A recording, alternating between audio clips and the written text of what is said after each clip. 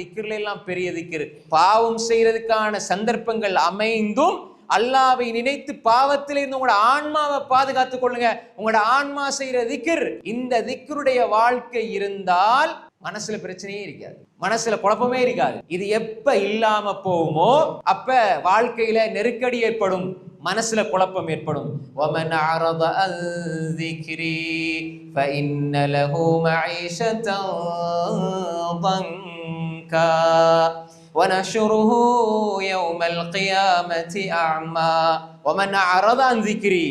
யார் ஒரு மனிதனுடைய வாழ்க்கையில அல்லாஹ்வுடைய சிந்தனை திக்ர் இல்லையோ, அல்லாஹ் என்ன சொல்றான்? وَمَنْ أَعْرَضَ عَنْ ذِكْرِي. என்னுடைய திக்ரை, குர்ஆனை, ஹதீஸை, மார்க்கத்தை யார் புறக்கணிப்பாரோ, அல்லாஹ்வுடைய திக்ர் இல்லாமல் யார் வாழ்வாரோ, அல்லாஹ் சொல்றான் فَإِنَّ لَهُ مَعِيشَةً ضَنكًا.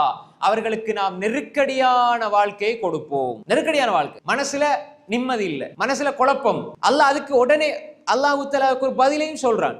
وَمَنْ أَعْرَضَ عَنْ ذِكْرِي فَإِنَّ لَهُ மَعِيشَةً ضَنكًا. யார் அல்லாஹ்வுடைய திக்ரை புறக்கணிப்பார்களோ நெருக்கடியான வாழ்க்கையை கொடுப்போம். அடுத்து அல்லாஹ் சொல்றான், அலா பிதிக்ரில்லாஹி தத்மஇன்னுல் குலூப். அறிந்து கொள்ளுங்கள், அல்லாஹ்வுடைய திக்ரில் தான் உள்ளத்துக்கு அமைதி இருக்கிறது. அல்லாஹ்வுடைய திக்ரினால் தான் உள்ளம் அமைதி பெறுகிறது. அல்லாஹ்வுடைய திக்ரால உள்ளம் அமைதி பெறுதுண்டா, சுப்ஹானல்லாஹ், அல்ஹம்துலில்லாஹ், அல்லாஹ் அக்பர் சொல்லும் பொழுது அமைதி பெறுதுன்னு நாங்க நினைக்கிறோம். ஒரு பாவத்தில் இருந்து எங்களை விடுவிக்கிறது அல்லாஹ்வுடைய திக்ருன்னு நினைக்கிறோம். அப்படி நினைத்தால், அப்படி சிந்தித்தால், அந்த உண்மையான திக்ரை புரிந்து கொண்டால் பாவத்தில் இருந்து விடுபடுவதனாலும் நிம்மதி கிடைக்கும். சில பாடப்புத்தகங்கள்ல அது அவங்களோட மதத்தோடு சார்ந்தது, அது நாங்கள் அவங்களோட மதத்தோடு சார்ந்து அதை நாங்கள் விட்டுட்டோம். இப்போ அந்த பாடப்புத்தகத்தில் ஒரு முஸ்லீம் புள்ள படிக்குது, உங்களுக்கு மனக்குழப்பமாக இருந்தால் இசை கேளுங்கள். சிகிச்சை, மனக்குழப்பத்துக்கு சிகிச்சை என்ன? இசை.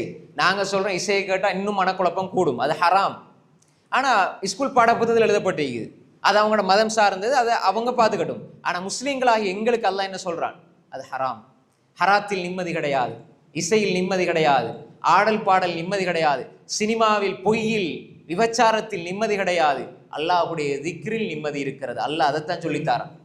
யார் திக்ரை புறக்கணிக்கிறாங்களோ அவங்களுக்கு நிம்மதியே கிடையாது, குழப்பத்தோடு தான் வாழ்வாங்க, டென்ஷனோட வாழ்வாங்க. ஆனா யார் அல்லாஹ்வுடைய திக்ரோட வாழ்வாங்களோ, அல்லாஹ் சொல்றான், அலா பிதிக்ரில்லாஹி தத்மஇன்னுல் குலூப். நான் சொன்னது வெளிநாட்டிலே அல்ல, நாங்க எங்கட பிள்ளைகள் படிக்கிற பாட புத்தகத்துல இருக்குது. அன்புக்குரிய சகோதரர்களே, அப்ப அந்த பிள்ளைகள் எப்படி விளங்கும்? மார்க்கத்தை நீங்க சொல்லிக் கொடுக்க இல்லைண்டா பிள்ளைகள் எப்படி விளங்கும்? மொபைல் போன் எடுத்து புதிய பாடல் ஒன்றை ரசித்தால் தான் உள்ளத்துக்கு நிம்மதி என்று விளங்கிக் கொள்ளுமா இல்லையா?